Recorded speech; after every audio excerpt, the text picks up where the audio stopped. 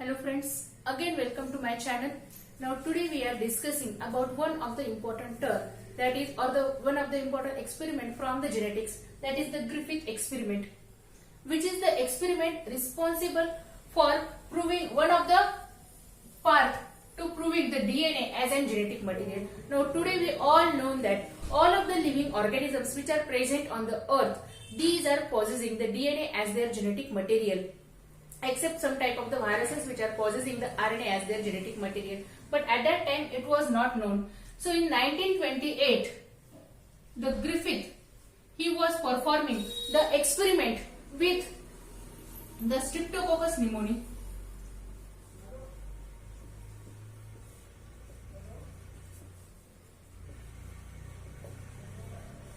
Now during his work, he was observed that there are the two different types of the strains, that is the strains which are observed within the Streptococcus pneumoniae. One, it is the S strain and another it is the R strain. Now the basic difference between this S strain and the R strain, it is this S strain, it is virulent in nature, that is these are able to cause the infections, and these are having an extra layer surrounding that of the cell wall, that is the capsule layer. And the R strain, which is avirulent in nature, that is unable to cause the infection, and these are not possessing such type of the capsule layer within them, and it is the reason by means of which these are unable to cause the infection.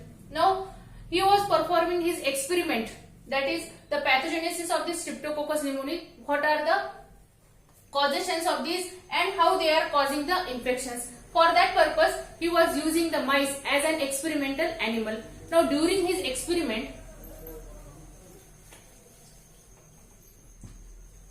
firstly he was injecting the mice with the S strain.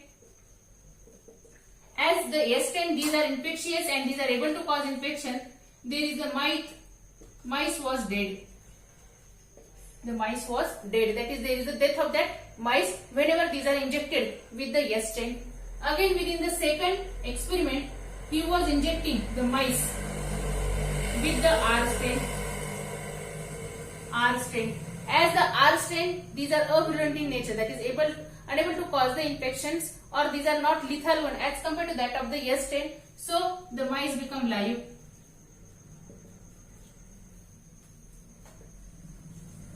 In the third, again the mice was injected with the hit-killed S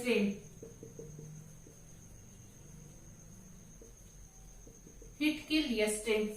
Now whenever there is the hit killing of the S strain, due to that there is the destruction of an extra layer present within these, that is the capsule layer, and due to that they are unable to cause infection. The mice, it become live.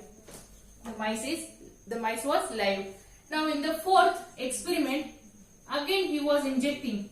Here instead of using singly R strain or singly the S strain, here he was using the mixture of both of these strain. For this mixture he was using the hit-killed S strain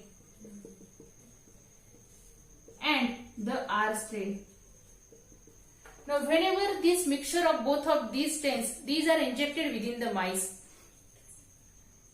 and the result which is obtained was the mice was live.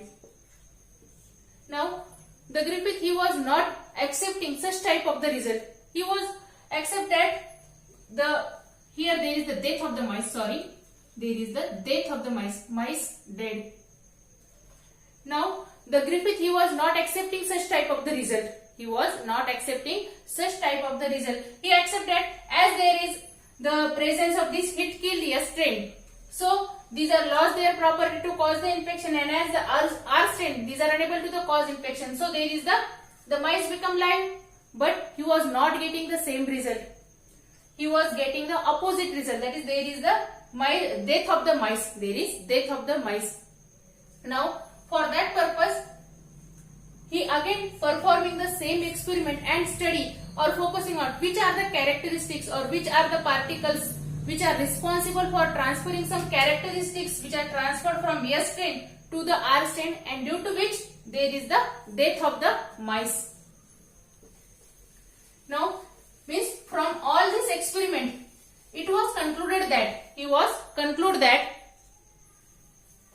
there are some particles or any components. There are some particles or any components which are present within the S strain.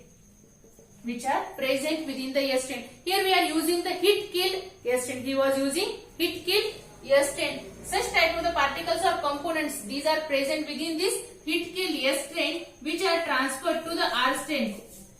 Which are transferred to the R strain, and due to that this R strain it becomes S strain. Because whenever he was recovering the bacteria from the dead mice, he isolated the S strain. But there is no injection of these mice with the live form of the S strain. He was injecting the mice with the heat-killed S strain and the live R strain. But after the death of this, he was isolated the S strain, live S strains. Means there are some particles which are present within this heat-killed S strain which are transferred to the R strain, and then these R strain they become the S strain. Now at that time the Griffith, he was not conclude that is which are the components or what is the chemical nature of that components which are responsible for transferring these characteristics, but he was giving the name these as a transforming principle.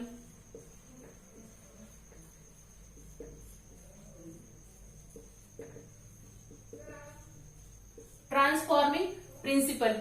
That is why it is called as the transforming principle, because it is responsible for transforming, that is to convert. Transform means to convert these R strain into the S strain. Means whenever these particles, these are transferred from heat-killed S strain into the R strain, these are responsible for transforming these R strain into the S strain. Means a virulent strain, they become the virulent strain. So the name it is the transforming principle. Means it is first breakthrough, that is how there are some particles which are present, which are responsible for transferring these characteristics from the one strain to the another strain. So it is about the Griffith experiment which is performed within 1928 by the scientist Griffith, and from that we discovered that there are some type of the transforming principle which are responsible for transferring these characteristics from one strain to the another strain. So if you like this video,